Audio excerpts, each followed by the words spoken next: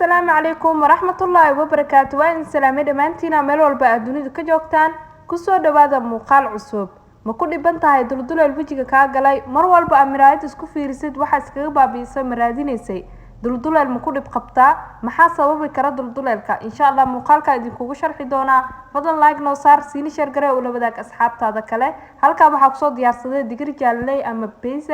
beesanka sidaan u eg tahay digirta jaaleeda qof walba wuu garanayaa meelaha waxa laga helaa dalaga lagu gado hadda waxa la soo dhigay biyo muddo waxa la soo dhigay 2 saacadood ah kadibna waad isku shiidaysaa seeramka waxay ka caawinaysaa feeskaaga dulduleelka inay ka xirto dulduleelka mar walba feeska waxa ku soo saliida tirada badan marka saliida feeskaaga ku badato waxay u baahan tahay in laga yareeyo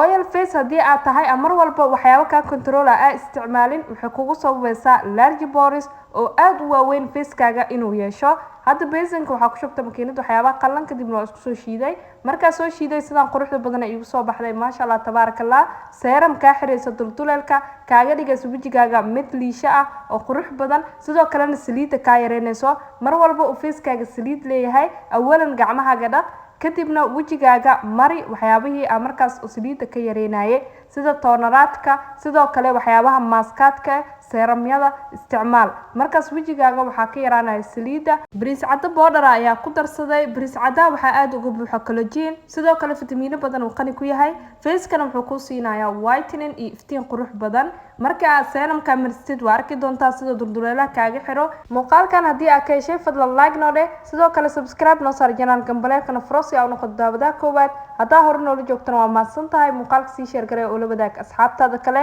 feeskaaga marka koowaad soo nadiifi marka aad nadiifsid isticmaal seeramkan si fiican ugu masaaj garee kadibna 30 daqiiqo kadibna waad iska dhaqaysaa sidaas nabad geliyo wassalaamu calaykum waraxmatullaahi wabarakatuh.